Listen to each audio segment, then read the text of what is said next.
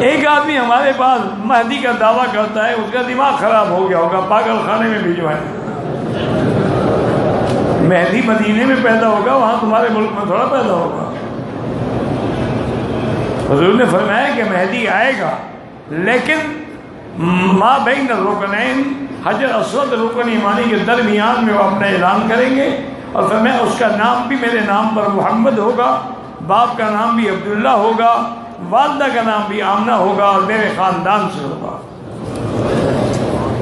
یہ کہاں سے نکل آیا؟ اگر عورت کی حیض کی تاریخ آنے والی ہو، وہ احتیاطاً طواف الوداع پہلے کر لے تو کوئی حل نہیں کر سکتی، ویسے اس پر طواف الوداع معاف ہے، گھبرانے کی کیا بات ہے؟ اسلام میں اورل سیکس، مجھے نہیں پتا کیا بات ہے، وہ کیا ہوتی ہے اللہ عالم۔ بہرحال اپنی بیوی کے ساتھ وہ چیزیں نہ کرو جو شریعت نے منع کی ہیں، باقی سب جائز ہیں۔ ہن لباس لکم وانتم لباس لہن۔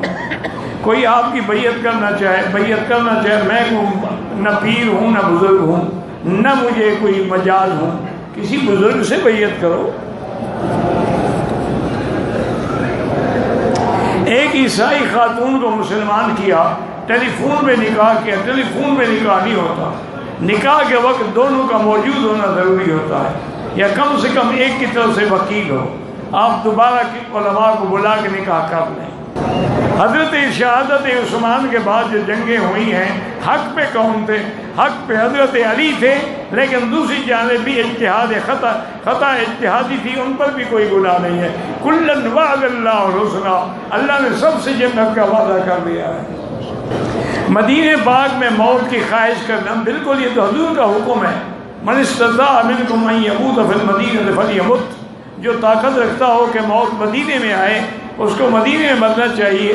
فرمایا کنت لہ شہیدا و شفیعا یوم القیامہ۔ اگر پہلی 2 رکعتیں چھوٹ گئی ہیں تو اب کیا کیا جائے؟ جب کھڑے ہوں تو آپ ان دونوں رکعتوں میں فاتحہ پڑھیں، سورت پڑھیں، اور اس کے بعد بیٹھ جائیں تو بات ختم کریں۔ انڈیا میں جانے کے بعد اگر کوئی مسئلہ ہو اور آپ سے پوچھنا ہو، انڈیا میں علماء ختم ہو گئے، ہر جگہ علماء ہیں، مدرسے ہیں، خدا کا خوف کرو، ان سے پوچھو، صرف مجھے ہی تنگ کرنا ہے۔ تہجد کے وضو سے فجر کی نماز پڑھ سکتا ہے۔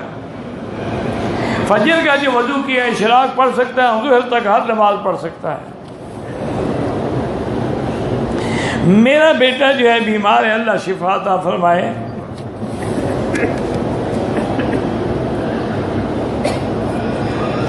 حج کرنے والے کے گناہ معاف ہو جاتے ہیں، لیکن حضور پاک نے چونکہ نمازیں قضا کی ہیں، اس لیے نماز قضا کرنی چاہیے۔